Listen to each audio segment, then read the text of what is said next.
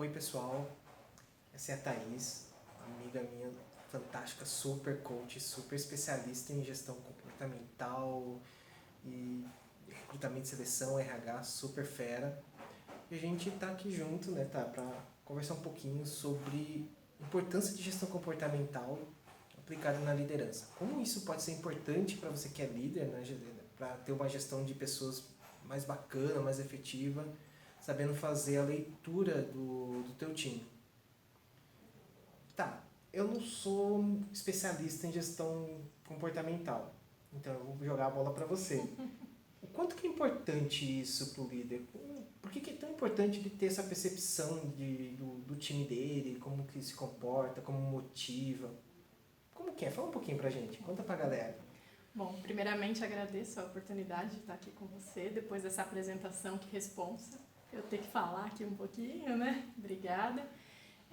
Bom, falando em questão comportamental, que é muito do que eu trabalho, dentro da liderança, é muito importante o líder ele conhecer realmente qual é a equipe dele, como é que funciona cada integrante da equipe e a equipe no total, né? Porque depende muito do que é a função de cada um, o que é a atribuição daquela equipe fazer, e isso gera toda a diferença em produtividade, gestão de tempo, o relacionamento interpessoal, porque cada pessoa é de um jeito, as pessoas elas são diferentes. E quando você tem essa diferença dentro de uma equipe e não sabe conduzir, isso pode gerar um conflito, isso pode gerar mais problemas do que acertos. Então, quando a gente fala de gestão comportamental e a gente leva isso para dentro da liderança, qual é a função do líder? Conhecer os perfis, conhecer um pouquinho sobre como é que funciona o padrão comportamental. Claro que ele não precisa ser um especialista nisso, mas ele conhecer os perfis comportamentais, e aí a gente faz esse mapeamento da equipe e ele entende então como é que funciona cada pessoa. Se a gente leva isso para dentro de um recrutamento e seleção, por exemplo, antes dele contratar, ele já pode saber o perfil que ele quer para contratar. E aí, esse perfil já vem no recrutamento e seleção. Então, eu faço muito isso. Eu, antes de apresentar o candidato, às vezes ele é um candidato bacana, mas não para aquela vaga. Ele, de repente, é uma pessoa muito comunicadora e para aquela vaga eu preciso de alguém planejador, alguém mais calado, alguém mais analítico. Então, isso a gente já vai mapeando ali antes do recrutamento. É legal, né? Porque a gente acaba não contratando pelo currículo, acaba contratando pela necessidade real da vaga, né? Da área. É como você falou, às vezes eu preciso de um profissional que no currículo ele é perfeito, mas comportamentalmente ele não vai se encaixar no grupo, na necessidade, não vai atender, né? Exatamente. É interessante porque às vezes eu falo, quando eu estou fazendo mentoria, e a gente começa a falar um pouco de comunicação, de gestão, assim, mais de comportamento, eu falo que quando me perguntavam qual a sua maior qualidade, eu achava que eu estava abafando, eu falava, eu sou perfeccionista. E o perfeccionista, na verdade, não é tão bom, Nem né? sempre, isso é uma qualidade, pode se tornar até um Porque ponto a desenvolver. Ele pode ser muito procrastinador, né? Eu quero um negócio tão perfeito que eu vou ficar ali enrolando até aquilo ficar do jeito. E aí eu acabo perdendo prazo, eu acabo comprometendo outras coisas, né? Exatamente, você falou algo muito legal, porque, por exemplo, a gente tem pessoas que são os planejadores, né? Dentro dos nossos perfis aí, a gente tem os planejadores, e eles são excelentes em determinadas funções. Analisar, formatar planilhas, analisar números, estatísticas. Então, as funções, as atividades que a gente precisa de uma pessoa analítica, eles são excelentes. Agora, a partir do momento que a gente precisa de alguém muito foco em resultados, em tarefas, em execução, essa pessoa talvez tenha dificuldade de exercer essa função. Por quê? Porque esse perfeccionismo, ele fica fazendo com que a pessoa ache sempre que ela precisa de mais uma informação antes de executar. Então ela fica sempre buscando, ainda está faltando alguma coisa, preciso de alguma coisa, preciso de mais um dado, preciso ter certeza. E isso faz com que ela realmente procrastine na execução, porque ela ainda está incerta, ela não está segura de que aquilo está realmente do jeito correto para ela executar. Então, como é que você pega uma pessoa dessa e coloca numa função de execução, onde você precisa que ela decida rapidamente? O planejador ele tem um pouco mais de dificuldade de decisão, de tomada de decisão, porque ele precisa ter o dado correto. E aí ele cai numa função, onde ele precisa tomar decisão rápida, ele patina. Ou o pior, né? Você pega um líder, foca em tarefas. Pior não, as coisas que a gente precisa entender para poder alinhar. Você pega um líder com foco em resultado. Resultado, resultado, tarefa, tarefa, tarefa. E a equipe dele é muito planejadora, não só uma pessoa, a equipe. E o líder sente sempre que parece que a equipe não anda, que as coisas não saem, e ele acaba, eu mesmo vou fazer. E aí ele pega tudo para ele não consegue delegar porque ele prefere fazer do jeito dele, porque ele acha que a equipe demora. E esse é um perfil muito comum quando você pega aqueles gestores de primeiro nível, né? Que tá pegando pela primeira vez o papel de gestor. Você não tem tanta paciência, você tá ainda com aquela pegada muito operacional, você quer o resultado e a coisa você não espera. Não, deixa que eu faço. Eu fico sem paciência, né? E aí abraça tudo e não consegue fazer o que ele deveria fazer, que é liderar. Que é gerenciar, que é avaliar números, analisar números, estatísticas, dados, enfim, na busca da melhoria. Porque aí ele abraça a função operacional, porque ele um simples ajuste de comunicação. Que quando você pega um cara desse, ele também não tem paciência de ficar explicando. Porque ele fala rápido, ele pensa rápido, então na cabeça dele o outro também entendeu. E aí você pega um planejador que precisa de informação antes de executar, e aí ele fica esperando o líder dar mais subsídios. Então, como há esse errinho, esse lapso aí na comunicação, o trabalho não sai, aí afeta a produtividade. E essa pegada que você falou, né, do líder não entender, isso que eu acho bem legal nesse conceito que a gente está usando hoje do líder coach, é ele conseguir ter essa percepção de sair da liderança situacional, focado no resultado e vamos resolver aquela situação ali, e conseguir ir para o transacional, ver o que está acontecendo, poder ir mais com um foco mais para pessoas e conseguir saber transitar entre esses dois, qual é o melhor momento, né?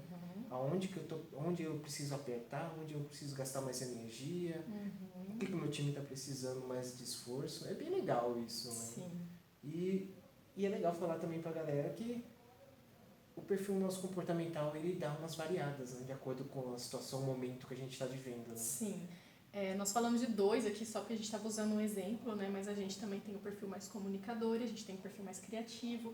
Então, todos eles têm lá suas características. Não existe um perfil melhor do que o outro. Todos os perfis têm suas qualidades, seus pontos fortes e têm seus pontos a desenvolver. Então, não tem essa de, eu quero ser tal perfil, porque esse perfil... Não. O ideal é nós conhecermos todos os perfis, tentarmos nos equilibrar dentro disso para que a gente possa acessar a característica do perfil na hora certa. Então, quando eu tenho lá a consciência de que, de repente, o meu comunicador não é tão bom assim, eu trabalhar, desenvolver essa comunicação, esse relacionamento interpessoal, para que na hora certa eu utilize esse perfil, essa característica.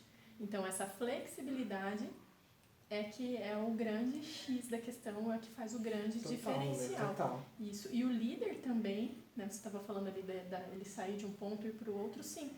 Ele ter essa visão, ele ter essa consciência para ele poder enxergar a equipe dele e ele saber qual é a tarefa que eu vou dar para essa pessoa, qual é a tarefa que eu vou dar para essa pessoa, porque aí ele começa a conseguir de cada um o seu melhor.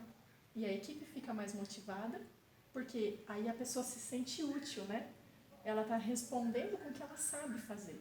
E esse negócio de se sentir mais útil é engraçado porque hoje se fala muito em pertencimento e na prática muito pouca gente entende o que é isso e como estimular isso na pessoa, né, no time. Sim. A gestão comportamental ela ajuda você a enxergar isso de um jeito mais fácil de você lidar com isso. Sim, com certeza. E fala pra mim, como que a gente pode aplicar a gestão comportamental na hora de montar um time no recrutamento e seleção? Como que a gente pode, durante o processo de recrutamento e seleção, fazer esse recrutamento de um jeito mais efetivo, que vai atender melhor as necessidades do time, da empresa, né? Tá, a gente parte do princípio que a empresa já tenha, ou deveria ter, ou deveria buscar a fazer a sua avaliação dos cargos, as atribuições, uma gestão por competências, digamos assim. Então, a partir do momento que a empresa já tem ali descrito qual é aquele cargo, quais são as atribuições desse cargo, quais são as competências necessárias para a execução dessa função, conhecimentos técnicos e as competências pessoais, habilidades, quais são os comportamentos que a pessoa precisa ter nessa função. Quando a empresa vem já solicitando um recrutamento, quando a gente tem essa descrição, é mais fácil, porque aí a gente já sabe o que nós vamos contratar. E a empresa também, de repente, quando ela passa a olhar, a enxergar como é que está a equipe dela em cima disso, o que mais que a gente precisa, que tipo de profissional a gente precisa ter dentro da nossa equipe que está faltando aqui? Porque uma equipe com um perfil só também não vai ser produtiva. O ideal é que a gente tenha pessoas de todos os perfis dentro de uma equipe, porque aí sim um complementa o outro.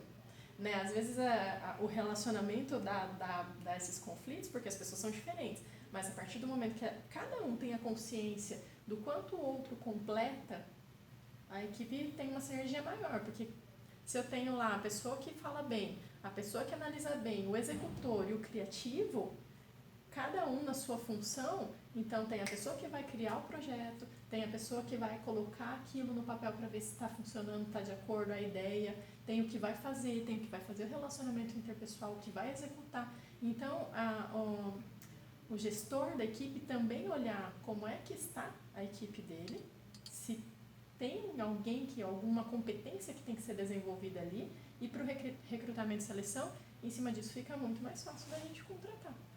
Porque aí a gente já sabe quem é que nós vamos colocar ali e nós vamos buscar no mercado isso. Quando a gente encontra essa pessoa, a chance de a gente precisar fazer depois uma reposição, né, a diminuição do turnover, é muito menor, acontece essa diminuição porque já encontramos a pessoa certa. E isso é válido para qualquer tamanho, né?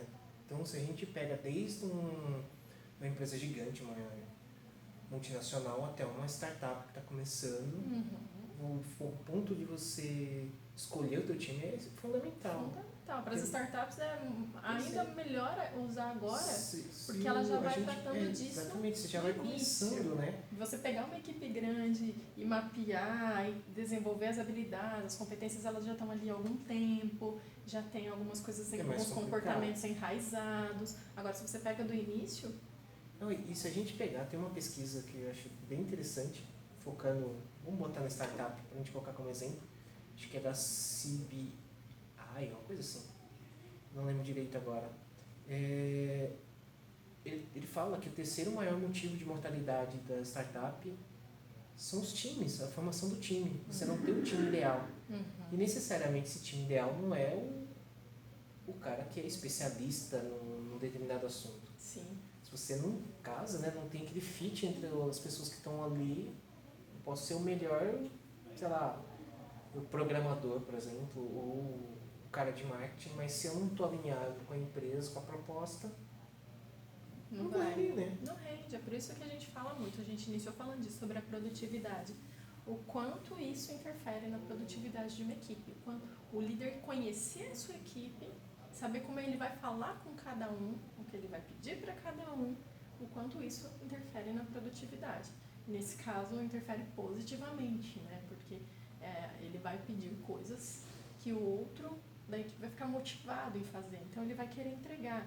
Ele vai conhecer cada pessoa da equipe, cada perfil, então ele vai saber como ele dá um feedback para a equipe, porque cada perfil recebe de uma forma.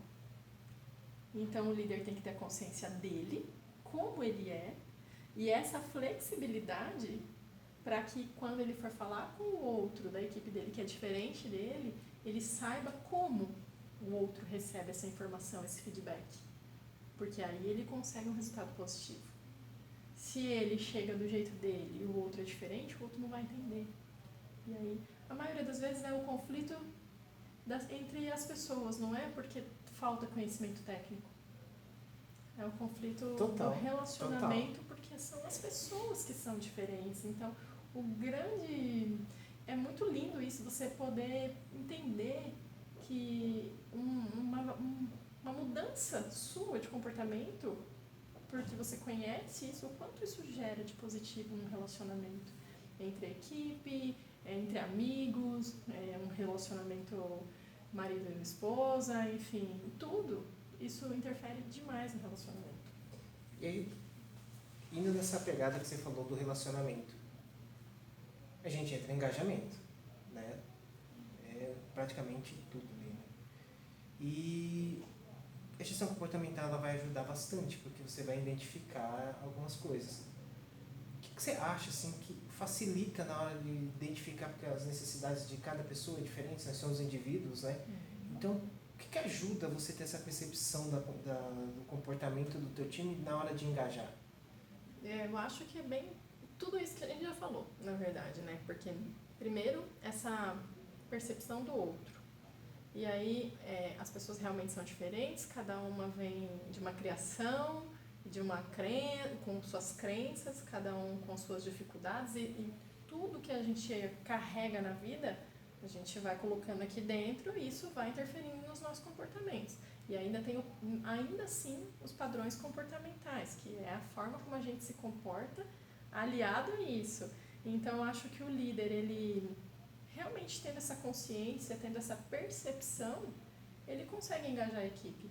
Porque quando ele consegue fazer com que todos se sintam úteis, a gente vê muito, né, nas empresas, as pessoas parece que fazem um trabalho meio sem sentido. Parece que elas não percebem aonde aquilo leva. Acho que às vezes falta um pouco isso, ela saber que a importância do trabalho dela.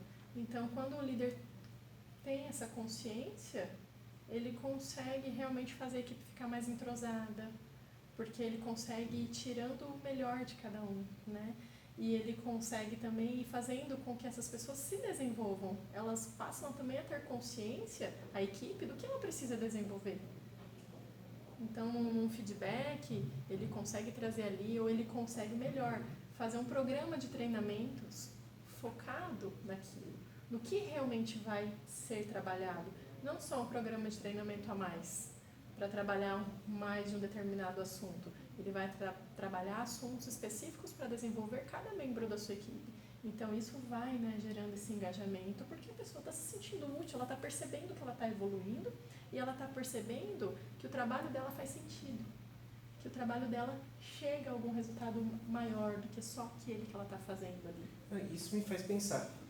Se torna uma vantagem competitiva, né? Porque se a pessoa está satisfeita e ela está engajada, ela não vai querer sair, então a gente diminui o índice de turnover, absenteísmo, porque se eu estou bem, a minha qualidade de vida acaba melhorando, eu acabo tendo menos motivo para poder buscar testado, faltar.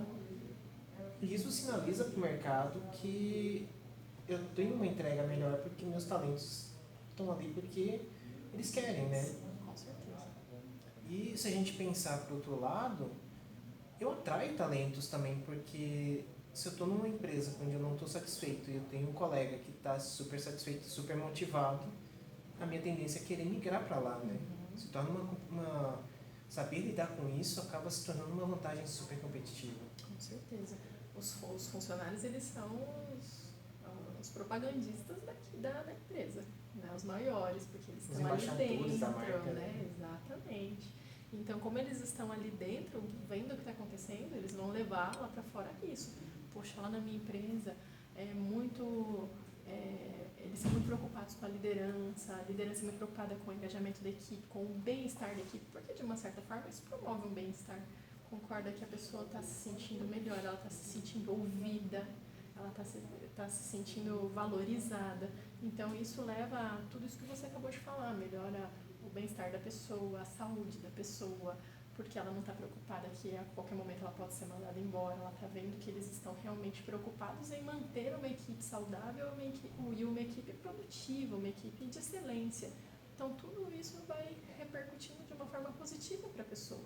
Saber usar o perfil certo na hora certa, o líder saber com quem ele vai falar, com quem ele vai buscar, onde ele vai, para quem ele vai pedir. Então, não é uma coisa utópica, né? É uma coisa prático. Então, se a gente parar para pensar, é extremamente prático. Fácil. E Fácil, assim, é porque prático. é uma questão de observação. E é uma coisa lógica. Se eu estou precisando de um determinado perfil de pessoas para me ajudar naquele trabalho, eu tenho que saber onde eu vou achar, né? Sim, Então, se eu desenvolver essa percepção, fica uma coisa mais fácil. com certeza. Às vezes a gente fala, parece uma coisa utópica, né? Ah, não, mas isso daí, sei lá, Muito fora da realidade. funciona na Europa, aqui no Brasil, Uhum. não.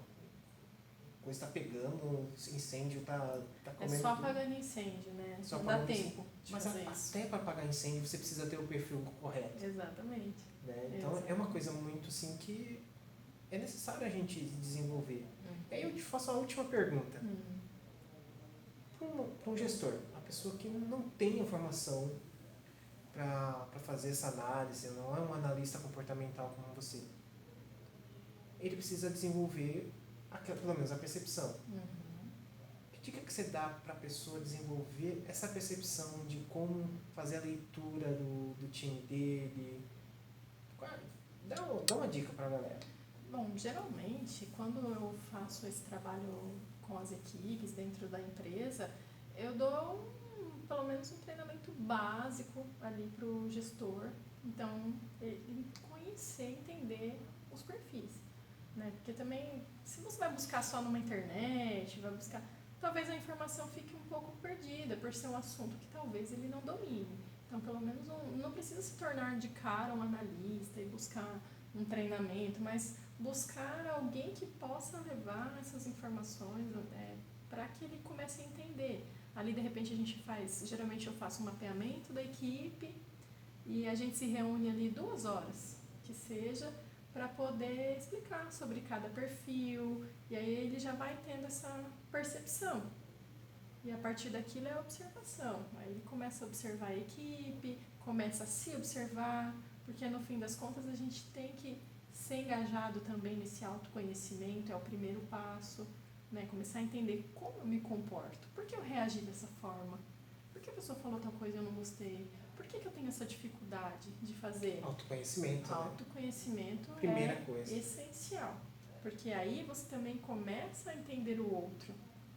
Não olhar o outro com julgamentos e com crítica, mas a entender os comportamentos, tanto os próprios quanto do outro, né? Então, mesmo que não tenha nenhum conhecimento técnico do assunto, essa autopercepção e a percepção do outro sem crítica, sem julgamento, só para entender que as pessoas são diferentes.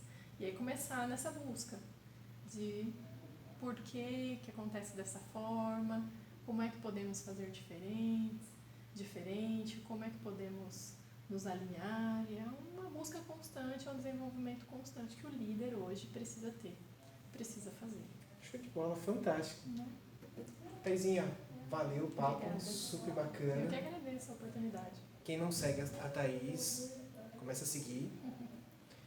E assim, ela tem muito conteúdo bacana para estar compartilhando. Aqui também no canal a gente vai estar trazendo algumas coisas. Se vocês curtirem, dá um toque. E a gente, quem sabe, a gente repete com outros assuntos ligados a isso, né? Tem muita coisa para falar sobre isso. Obrigada. Valeu, pessoal. A gente se vê. Obrigada.